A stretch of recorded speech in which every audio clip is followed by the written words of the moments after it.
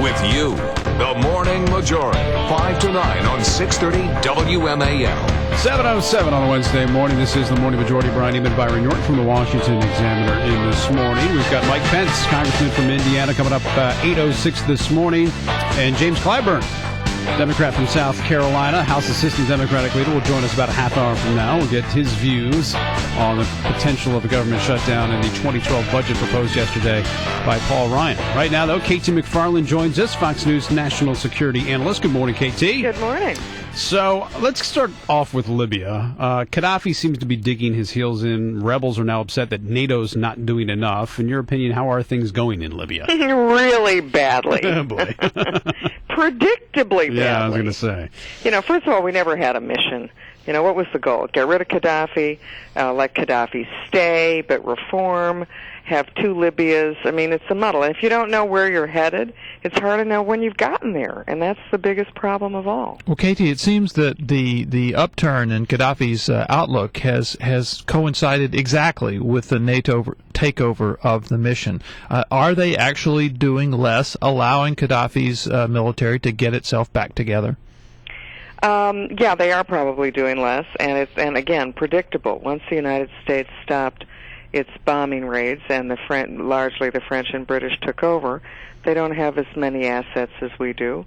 They urged us to get involved with them and said we're all going to be in this together, and yet they don't have the military ability to do that. A lot of that reflects the defense cutbacks that they have had in their own last several years. Now we're at the crunch time, because at the end of the day, somebody's boots go on the ground if they want to get rid of Gaddafi. And if they didn't want to get rid of Gaddafi, I don't know why we're even doing any of this. So the president said two things. Gaddafi must go, and this is not going to be an American operation. But making it not an American operation has ensured that Gaddafi won't go. Yeah, exactly. It's a catch-22. This whole what happened initially was, I think this administration, like most administrations, came in thinking that they invented history and that they were going to ignore all the other lessons of anybody's history. And they thought they could get Gaddafi out, but not have to get their hands dirty. They thought a quick, safe, clean war from the skies, no U.S. boots on the ground, and somehow Gaddafi would fold. They would prevent genocide, which I think is a debatable point, and they'd have this fast, quick victory, and Gaddafi would, be gone. And Secretary Clinton pushed for this, Ambassador Rice did, NSC staffer Samantha Power. But the people who were against this, the Secretary of Defense, Chairman of the Joint Chiefs of Staff, the CIA, and the NSC, they knew it was going to be a lot harder. But yet, the Secretary Clinton et al. Prevailed, and they thought that if they just bombed, they thought initially if they just said they would have a no-fly zone, somehow Gaddafi would leave or be abandoned or be assassinated. Well, that didn't work, so they started bombing. That didn't work, and now they're talking about arming the rebels. Well, that's the craziest thing in the world, because who are the rebels? Well, you said that if they really want to get rid of Gaddafi, someone's going to have to put boots on the ground. Yeah. Do you think that will actually happen, though? No. So then we're having a stalemate. We'll be at a stalemate, yeah, because we're not going to put our boots on the ground. The French and the British, they don't want to put their boots on the ground. So that's why they've talked about arming the rebels. They thought, well, it can be the rebels' boots on the ground. Yeah. But the problem is, who are the rebels? And if you arm them, the arms that you give them, they'll be around for 30 years. The weapons the Taliban is using to kill our guys in Afghanistan are the same weapons that we gave their fathers when they were the Mujahideen fighting the Soviets. And then finally, you don't just arm the rebels. You have to pull up a truck, dump off some rifles, and leave. You have to go in there, train them how to use the military equipment, train them to be a military, and then train them to maintain that equipment.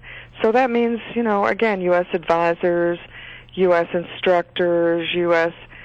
Boots on the ground, and I don't think we want to go there. And you talk about how arming the rebels could backfire so seriously. Do we have any evidence now, any new evidence of Al-Qaeda trying to exploit this situation? Any clearer picture of their role in all this?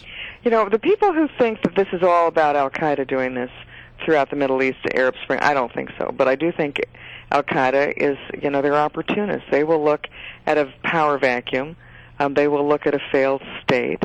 and they'll move right in. And the troublesome thing about eastern Libya is that there is this one town in eastern Libya where Al-Qaeda heavily recruited suicide bombers. So we know that Al-Qaeda's been there before. I think it's highly likely that if this is a stalemate, if this is some kind of a failed state, Al-Qaeda finds its way to Libya, and then they have a stronghold in northern Africa. They've tried to be there before, but interestingly, Gaddafi may have been really bad to his own people, but he kept Al-Qaeda out, and he cooperated with us on intelligence about Al-Qaeda. Let's move next door to Egypt for a second. Where do you see that government going now? I know we're always concerned about the Muslim Brotherhood gaining power, and also the foreign minister said that they're going to start talks again, diplomatic talks with Iran. The significance of that? I think that Egypt is one of those examples where, be careful what you wish for. The Arab Spring is wonderful. It does have an opportunity for self-government in Egypt that has not been there for millennia. The problem with it is that Egypt doesn't have any of the institutions it needs to have free and open elections. It doesn't have an independent judiciary. For them, an election is a ballot box stuffing exercise.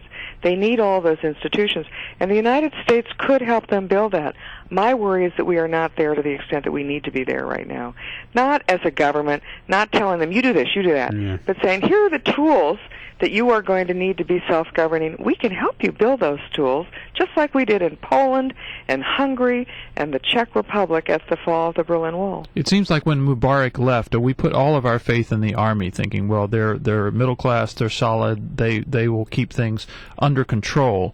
But essentially turning the government over to the military is not always the best way to deal with these things. How can you get from basically an army dictatorship into an actual democracy? Well, the army doesn't want to run things. In Egypt, the army is the kingmaker, the king breaker, but they don't want to be king.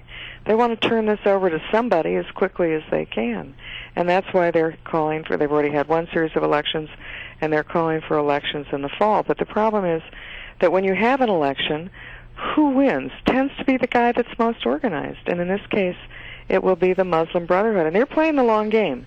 They don't want to rush and have get a majority anywhere. They don't want to get everybody nervous about them.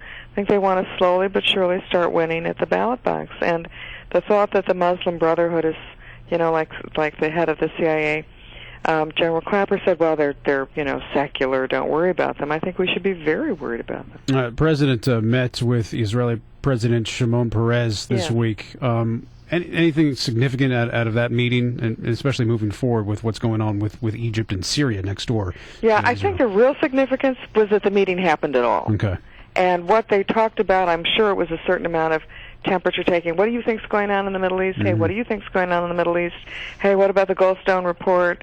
And just the fact that there was the meeting, because it's no secret to anyone that U.S.-Israeli relations are in a very bad place right now, and it's no secret in the fact that Israel is very concerned about what's happening in the Muslim world. Yeah. And lastly, I assume that you think that they finally got it right with having the military tribunals for Khalid Sheikh Mohammed at Guantanamo Bay. About time. Everybody in New York has breathed a big sigh of relief. I live in New York, and I've got to tell you, people are so nervous about that thing happening in Lower Manhattan because it puts a big X on everybody in New York's back. Yeah. All right, Katie. Always good to talk to you. Thanks for coming on the show. We'll do it again next week. Thank you. Katie McFarland, Fox News national security analyst here on the Morning